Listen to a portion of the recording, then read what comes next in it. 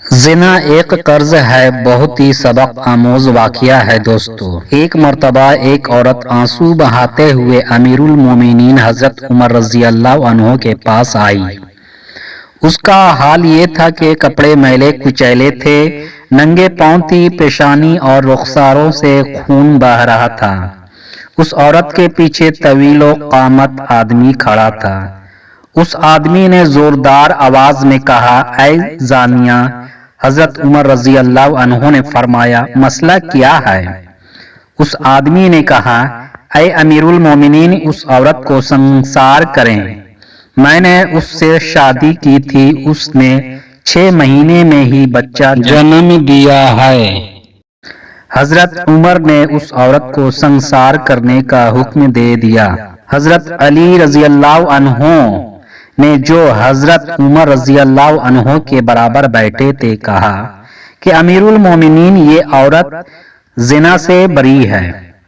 حضرت علی رضی اللہ عنہ نے فرمایا کہ اللہ تعالیٰ کا ارشاد ہے کہ تو جب ہم اسے رضاعت کی مدت نکالیں گے جو کہ 30 مہینوں میں سے 24 مہینے ہیں، لہذا 6 ماہ ہی باقی رہ جائیں گے، لہذا ایک عورت 6 ماہ میں بچہ جن سکتی ہے۔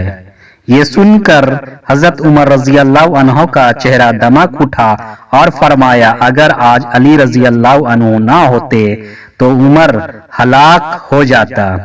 ایک بادشاہ کے سامنے کسی عالم نے مسئلہ بیان کیا کہ زانی کے عمل کا قرض اس کی اولاد یا اہل خانہ میں سے کسی نہ کسی کو چکانا پڑتا۔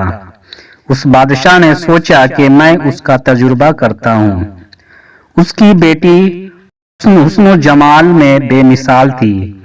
اس نے شہزادی کو بلا کر کہا کہ عام سادہ کپڑا پہن کر اکیلی بازار میں جاؤ، اپنے چہرے کو کھلا رکھو اور لوگ تمہارے ساتھ جو معاملہ کرے ہو بہو آ کر مجھے بتاؤ۔ شہزادی نے بازار کا چکر لگایا، مگر جو غیر محرم شخص اس کی طرف دیکھتا شرم و حیا سے نگاہیں جھکا لیتا۔ کسی مرد نے شہزادی کے حسن و جمال کی طرف دھیان ہی نہیں دیا۔ سارے شہر کا چکر لگا کر جب شہزادی اپنے محل میں داخل ہوئی، راہ تاری میں کسی ملازم نے محل کی خدمہ سمجھ کر روکا، گلے لگایا، بوسہ لیا اور بھاگ گیا۔ شہزادی نے بادشاہ کو سارا قصہ سنایا اور بادشاہ رو پڑا، کہنے لگا، میں نے ساری زندگی غیر محرم سے اپنی نگاہ کی حفاظت کی ہے، ایک مرتبہ غلطی کر بیٹھا اور غیر محرم لڑکی کو گلے لگا کر اس کا بوسہ لیا تھا۔ میرے ساتھ بھی وہی کچھ ہوا جو میں نے اپنے ہاتھوں سے کیا۔ سچ ہے کہ زنا ایک قصاص والا عمل ہے جس کا بدلہ ادا ہو کر ہی رہتا ہے۔ ہمیں اس واقعہ سے عبرت حاصل کرنا چاہیے، ایسا نہ ہو کہ ہماری کوتاہی کا بدلہ ہماری اولادیں چکاتی پھریں۔ جو شخص چاہتا ہے کہ اس کی گھر کی عورتیں پاک دامن بن کر رہیں، اسے چاہیے کہ وہ غیر محرم عورتوں سے بے طمع ہو جائے۔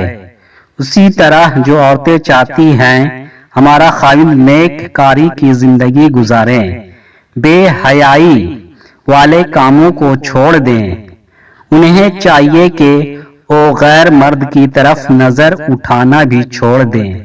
کسی نے اگر یہ کبیرہ گناہ کیا ہے تو توبہ کا دروازہ کھلا ہے، سچی توبہ کے ذریعہ اپنے رب کو منائیں تاکہ دنیا میں قصاص سے بچ جائیں اور آخرت میں ذلت و رسوائی سے چھٹکارا پائیں۔